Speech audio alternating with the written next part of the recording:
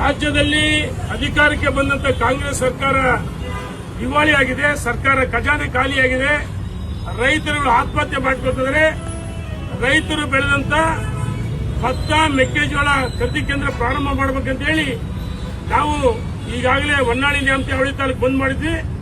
ದಾವಣಗೆರೆ ಜಿಲ್ಲೆ ನಾಳೆ ಮಂಗಳವಾರ ಬೆಳಗ್ಗೆ 10 ಗಂಟೆಗೆ ನಮ್ಮ ರಾಜ್ಯದ ಅಧ್ಯಕ್ಷರಾದ ವಿಜಯೇಂದ್ರ ಅವರು, ರಾಜ್ಯ ರೈತ ಮೋರ್ಚಾ ಅಧ್ಯಕ್ಷರಾದ ಎಸ್ ಪಾಟೀಲ್ ನಡಾಳಿ ಅವರು, ನಮ್ಮ ಹಿರಿಯ ಮುಖಂಡರು,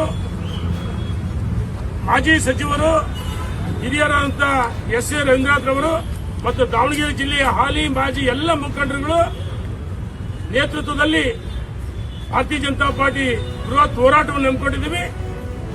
ರಾಜ್ಯ ಸರ್ಕಾರ ಮಾನ್ಯ ಮುಖ್ಯಮಂತ್ರಿಗಳು ನೆಪ ಮಾತ್ರಕ್ಕೆ ಖರೀದಿ ಕೇಂದ್ರ ಪ್ರಾರಂಭ ಮಾಡಬೇಕಂತ ಹೇಳಿ ಮೌಖಿಕವಾಗಿ ಹೇಳಿದರೆ ಇದುವರೆಗೆ ಸರ್ಕಾರಿ ಆದೇಶ ಆಗಿಲ್ಲ. ಕೇವಲ 10 ಲಕ್ಷ ಮೆಟ್ರಿಕ್ ಟನ್ ಖರೀದಿ ಮಾಡ್ತೀವಿ ಅಂತ ಹೇಳಿದರೆ ನಾವು ಹೇಳ್ತಾ ಇದೀವಿ 70 ಲಕ್ಷ ಮೆಟ್ರಿಕ್ ಟನ್ ಇದೆ ರಾಜ್ಯದಲ್ಲಿ.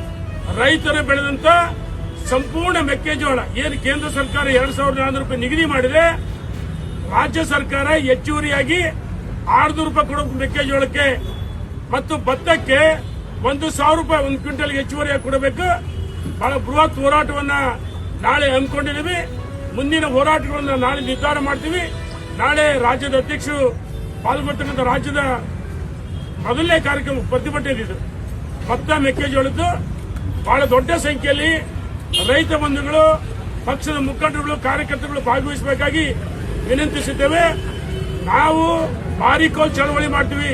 ನಾಳೆ ಅಂಬೇಡ್ಕರ್ ಪುತ್ಥಳಿಗೆ ಮಾಲಾರ್ಪಣೆ ಮಾಡಿ ಅಂಬೇಡ್ಕರ್ ಸರ್ಕಲ್ ಇಂದ ಎಸಿ ಕಚೇರಿವರೆಗೂ ಬಂದು ಪ್ರತಿಭಟನಾ ಸಭೆ ಇದೆ.